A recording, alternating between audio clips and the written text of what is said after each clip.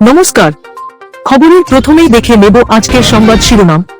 তৃণমূলে গিয়েছিলেন পার্থদের হাত ধরে, তৃণমূলে কাজের সুযোগ নেই।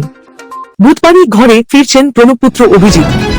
আচমকাই নবান্নের সৌরভ ৪৫ মিনিট কথা মুখ্যমন্ত্রীর সঙ্গে, আলোচনা শালবনির জমি নিয়ে।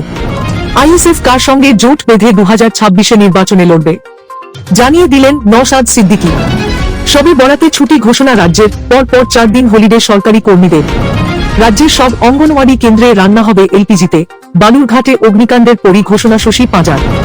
বাংলার বরাদ্দ নিয়ে মিথ্যে বলছেন অর্থমন্ত্রী, হিসেব দিয়ে নির্মলাকে পাল্টা তৃণমূলের। সংসদে টিএমসি কে ধুয়ে দিলেন নির্মলা।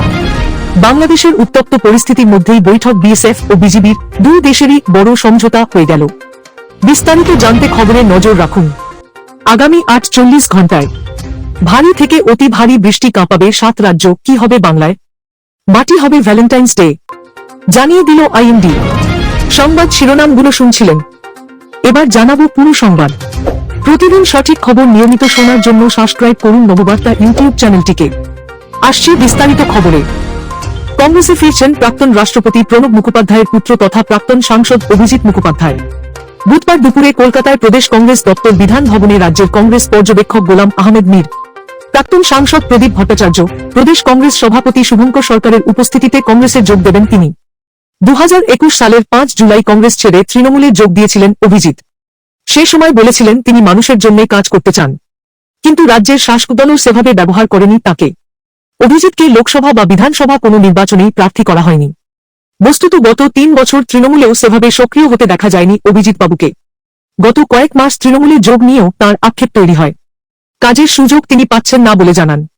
তারপরই কংগ্রেস সভাপতির কাছে ফের পুরনো দলে ফেরার ইচ্ছা প্রকাশ করেন। খার্গের অনুমতিক্রমে বুধবারই ফের হাত ধরতে চলেছেন প্রণবপুত্র। আচমকাই নবান্নে সৌরভ গঙ্গোপাধ্যায়। মঙ্গলবার বিকেলে প্রায় ৪৫ মিনিট তিনি ছিলেন রাজ্য প্রশাসনের সচিবালয়ে। জানা গিয়েছে, এই সময়টায় মুখ্যমন্ত্রী মমতা বন্দ্যোপাধ্যায়ের সঙ্গে কথা বলেছেন বিসিসিআই এর প্রাক্তন সভাপতি। যদিও কেন আচমকা নবান্নে গেলেন সৌরভ তা জানা যায়নি। কি নিয়ে মুখ্যমন্ত্রীর সঙ্গে তাঁর কথা হয়েছে সেই তথ্য অজানা। বাণিজ্য সম্মেলনের পরই মঙ্গলবার নবান্নে গিয়ে মুখ্যমন্ত্রীর সঙ্গে সাক্ষাৎ করেন সৌরভ। জানা গিয়েছে, বিকেল ৫:৩০ নাগাদ তিনি নবান্নে পৌঁছন। ৪৫ মিনিট কাটিয়ে সন্ধে ৬:৩০ নাগাদ নবান্ন থেকে বেরোন তিনি। জানা গিয়েছে, ১ টাকা নয়, ১০০ কোটি টাকা দিয়ে শালবনিতে ৩৫০ একর জমি কিনেছেন সৌরভ। তিনি বলেন, সরকারি টেন্ডারের মাধ্যমে জমি কেনা হয়েছে। এই জমি আগে প্রয়াগের কাছে ছিল। প্রয়াগের এই জমি ২০ লাখ একর হিসাবে কিনেছেন সৌরভ, অর্থাৎ মোট ১০০ কোটি টাকা। কিন্তু এই জমি নিয়ে জটিলতা তৈরি হয়, যেখানে প্রয়াগ গ্রুপ আদালতে দাবি করে এই জমির বর্তমান মূল্য ২৭০০ কোটি টাকা। এই ইস্যুতে পরবর্তী ১৩ ফেব্রুয়ারি শুনানি। তার আগে মুখ্যমন্ত্রীর সঙ্গে বৈঠক সারলেন সৌরভ। ২০২৬ রাজ্য বিধানসভা নির্বাচনে টিএমসি একা লড়বে। আইএসএফ নেতা নওশাদ সিদ্দিকী এই বিষয়ে বার্তা দিতে গিয়ে তার দল কার সঙ্গে লড়াই করবে সেই বিষয়ে জানিয়ে দিয়েছেন। তিনি বলেছেন, যদি টিএমসি বিজেপির সাথে সমন্বয় করে কাজ করে, তারা অবশ্যই পূর্ণ আসন পাবে। বিজেপি এবং টিএমসি উচ্চস্তরে একসাথে কাজ করছে। আগামী নির্বাচনে বাংলার মানুষ তাদের বিরুদ্ধে ভোট দিতে প্রস্তুত। ইন্ডিয়ান সেকুলার ফ্রন্ট, বাম এবং কংগ্রেসের মতো সমস্ত ধর্মনিরপেক্ষ দলগুলির সাথে একসাথে লড়াই করবে উভয় দলের বিরুদ্ধে। রাজ্য সরকারি কর্মচারীদের জন্য সুখবর। এক ধাক্কায় ৪টি ছুটি পেতে চলেছেন সরকারি কর্মীরা।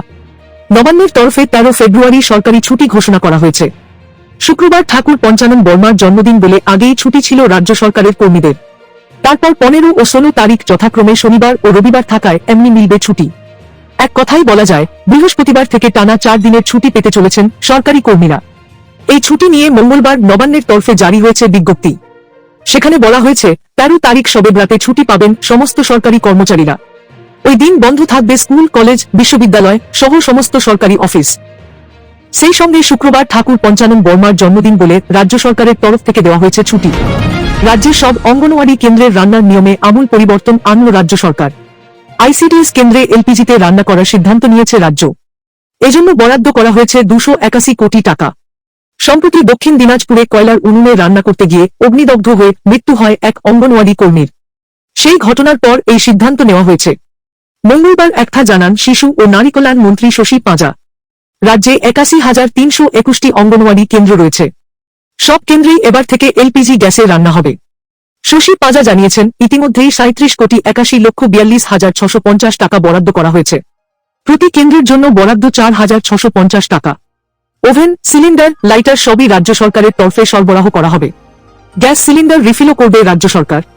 শুধু তাই নয়, সেন্টারগুলির অগ্নিসুরক্ষার দিকেও নজর দেওয়া হয়েছে, যার জন্য চলতি অর্থবর্ষে 281 কোটি টাকা বরাদ্দ করা হয়েছে। বালুরঘাটে অঙ্গনওয়াড়ি কর্মীর মৃত্যুর ঘটনায় শোক প্রকাশ করে বিধানসভার বাইরে মন্ত্রী শশী পাঁজা বলেন, রান্না করার সময় আমাদের এক কর্মীর মৃত্যু হয়েছে, আগে কারো এইভাবে মৃত্যু হয়নি। ঘটনায় আমরা গভীরভাবে শোকাহত। পাশাপাশি ওই মহিলার পরিবারকে 2 লক্ষ টাকা আর্থিক সাহায্য ও বীমার অর্থ দেওয়া হবে বলে জানিয়েছেন মন্ত্রী। তৃণমূলের বঞ্চনার অভিযোগের পাল্টা দুর্নীতির অভিযোগ তুললেন নির্মলা সীতারমণ। লোকসভা থেকে সরাসরি তৃণমূল কংগ্রেসের দিকে তোপ দাগলেন কেন্দ্রীয় অর্থমন্ত্রী। নির্মলা বলেন, তৃণমূল কংগ্রেসের আমলে বাংলায় কাজের পরিবেশ নেই, শিল্প নেই, চাকরি নেই, ভিশন নেই। মানুষকে তাদের অধিকার থেকে বঞ্চিত করেছে তৃণমূল। অতীতের থেকে অনেক বেশি বরাদ্দ করা হয়েছে বাংলার জন্য। আবাস যোজনা, 100 দিনের কাজে দুর্নীতি হয়েছে। এ নিয়ে বারবার অভিযোগ করেও কোনো উত্তর পাওয়া যায়নি। তৃণমূল কংগ্রেসের সাংসদরা সংসদের বাইরে ও ভেতরে বাংলাকে বঞ্চনা করে কেন্দ্র এমনটাই অভিযোগ করে থাকেন। তাদের দাবি, বিভিন্ন কেন্দ্রীয় প্রকল্পে 1,75,000 কোটি টাকা পাওনা রয়েছে বাংলার। এবারের বাজেটে অভিষেক বন্দ্যোপাধ্যায় ও তৃণমূল কংগ্রেসের তাবৎ নেতারা এ নিয়ে সরব হয়েছেন। এর পাল্টা হিসেবে অর্থমন্ত্রী নির্মলা সীতারমণ যখন তাঁর বাজেট জবাবি ভাষণ দিচ্ছিলেন, তখন তৃণমূল কংগ্রেসকে এক হাত নেন।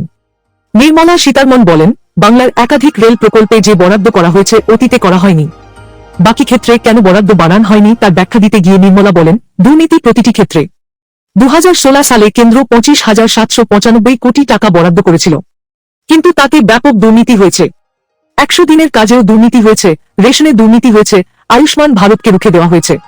গত 20 বছর ধরে বাংলার মানুষের মাথপিছু আয় কমেছে। বঙ্গবন্ধু মুজিবুর রহমানের বাড়ি ভাঙচুরের পর থেকে নতুন করে ফের একবার উত্তপ্ত হয়েছে বাংলাদেশ। তবে এই সবের মধ্যে সীমান্তে কিন্তু অশান্তি থামছে না। কাঁটাতারের বেড়া দেওয়া নিয়ে যেমন বিজিবির সঙ্গে ঝামেলা হচ্ছে, তেমনি আবার সীমান্তে যে সকল কৃষকদের জমি রয়েছে তাদের ফসল চুরির অভিযোগ আসছে। এই চাপানুতুর পরিস্থিতির মধ্যে ফের একবার বিএসএফ ও বিজিবি বৈঠকে বসল। সীমান্তে শান্তি বজায় রাখতে দুই দেশই তৎপর হয়েছে। বৈঠকে সীমান্তে শান্তি জোরদার, সমন্বয় বৃদ্ধি এবং উভয় দেশের সীমান্তরক্ষী বাহিনীর মধ্যে পারস্পরিক সহযোগিতা জোরদার করার আবেদন করা হয়। এছাড়া সীমান্তবর্তী অঞ্চলে উন্নয়নের তদারকি, বেআইনি পাচার রোধে কি কি করণীয় তা নিয়ে আলোচনা হয়েছে এদিন। তবে সীমান্তের পরিস্থিতি নিয়ে এদিন বিশেষভাবে জোর দিতে বলা হয়। দক্ষিণবঙ্গ সীমান্তের আইজি জোর দিয়ে বলেন, সীমান্তে শান্তি বজায় রাখতে দুদেশের আধা সেনারই ভূমিকা খুবই গুরুত্বপূর্ণ। তিনি উল্লেখ করেন, উভয় বাহিনীর মধ্যে নিরবচ্ছিন্ন সমন্বয় কেবল সীমান্ত নিরাপত্তা জোরদার করবে না, বরং দ্বিপাক্ষিক সম্পর্ককেও নতুন উচ্চতায় উন্নীত করবে। বৈঠকে সহযোগিতা বৃদ্ধি এবং যৌথভাবে নিরাপত্তার উপরও জোর দেওয়া হয়েছে। বিএসএফ ও বিজিবি সর্বসম্মতভাবে একমত হয়েছে, দুই দেশ পরস্পরকে সহযোগিতা করবে, সমন্বয় আরও প্রসারিত হবে, শান্তি বজায় রাখতে একে অপরকে সাহায্য করবে। এবার নজর রাখব আজকের আবহাওয়ার খবরে। ক্রমশ বদলাচ্ছে দেশের আবহাওয়া। রাজধানী দিল্লি এবং আশেপাশের এলাকায় দিনের আবহাওয়া মনোরম থাকছে। অন্যদিকে উত্তরপ্রদেশে আবহাওয়া অপেক্ষাকৃত শুষ্ক। সকাল এবং সন্ধ্যায় হালকা ঠান্ডা অনুভূত হচ্ছে। এরই মধ্যে ভারতীয় আবহাওয়া দপ্তর আইএমডি অনেক রাজ্যে বৃষ্টির পূর্বাভাস দিয়েছে। উত্তরবঙ্গে বৃষ্টির সম্ভাবনা। আগামী 48 ঘণ্টায় বৃষ্টির সম্ভাবনা দার্জিলিং এবং কালিম্পং জেলার পার্বত্য এলাকায়। দার্জিলিংয়ের উঁচু পার্বত্য এলাকায় হালকা তুষারপাতের সামান্য সম্ভাবনা। উত্তর বঙ্গোপসাগরে বিপরীত ঘূর্ণাবর্ত, যার প্রভাবে রাজ্যে ঢুকছে প্রচুর জলীয় বাষ্প। দক্ষিণ পূর্ব বাতাসে ভর করে জলীয় বাষ্প ঢুকছে দক্ষিণবঙ্গে। এর ফলে কুয়াশার সম্ভাবনা কিছুটা বাড়বে। আংশিক মেঘলা আকাশ, বেলায় মূলত পরিষ্কার আকাশ।